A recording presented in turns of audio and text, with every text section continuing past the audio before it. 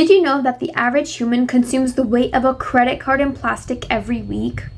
Hello everyone, I'm Miriam, and today I'm going to be uncovering the inside of our human body and the hidden yet harmful impact of microplastics. Now, before we talk about their impact, we first need to understand what microplastics are. Microplastics are tiny particles whose size range from 5 millimeters to 1 nanometer. In reality, it is a mixture of different heterogeneous particles that vary in shapes, sizes, and chemical properties. Chemically, most microplastics are made of polymers, which are long chains of repeating carbon-based molecules that are formed by additional polymerization reactions. These polymers have very strong covalent bonds, making them very stable and extremely resistant to natural degradation.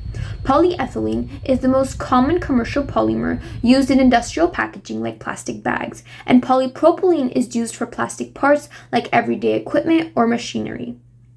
Because of their strong chemical bonds, most plastics can't biodegrade. Instead, they undergo slow physical breakdown through sunlight, UV radiation, and oxidation reactions. This process breaks them down into smaller and smaller pieces, which we then consume, forever repeating the cycle.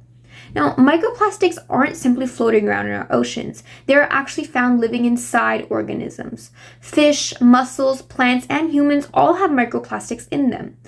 Some common polymers include PE, PET, PP, PS, PVC, and PC, each with a unique chemical fingerprint. Polyethylene terephthalate contains ester functional groups that slowly hydrolyze or break down. It releases small chemicals like antimony and phthalate compounds, which cause damage in human blood and organs.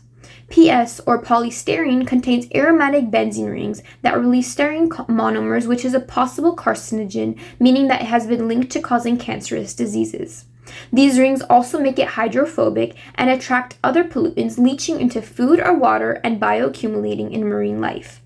PVC, or polyvinyl chloride, contains chlorine atoms in its structure, and when it is heated or burned, it releases toxic chlorine compounds. This can potentially disrupt hormones and affect growth, since it interferes with hormone signaling pathways.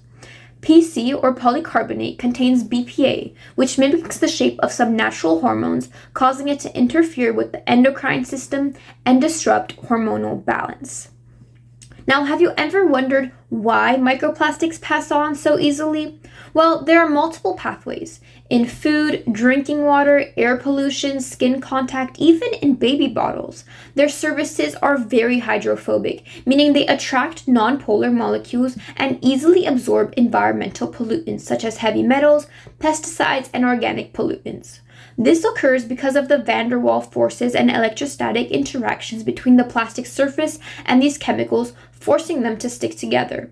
This process essentially turns microplastics into tiny chemical carriers. When they are ingested or inhaled, the changes in pH and the ionic conditions in our digestive fluids or blood weaken these interactions. This causes some of the absorbed pollutants to detach and become bioavailable, increasing their toxicity. The tiniest particles can also cross biological barriers like intestinal lining, blood-brain barrier, and the placenta through endocytosis, which is where cells take over the particles.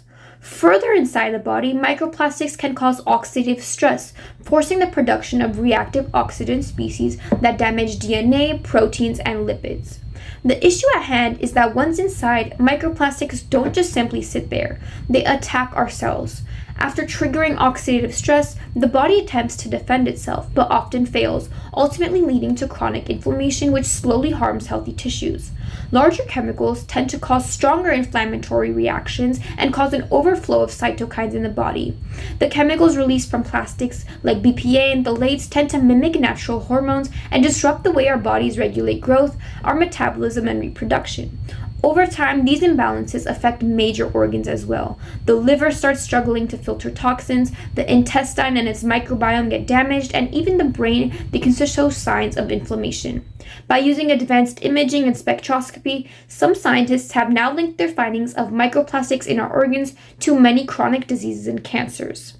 By truly understanding the chemistry behind microplastics, we can see just how closely environmental pollution is tied to human health. I hope you learned something new today. Thanks for watching.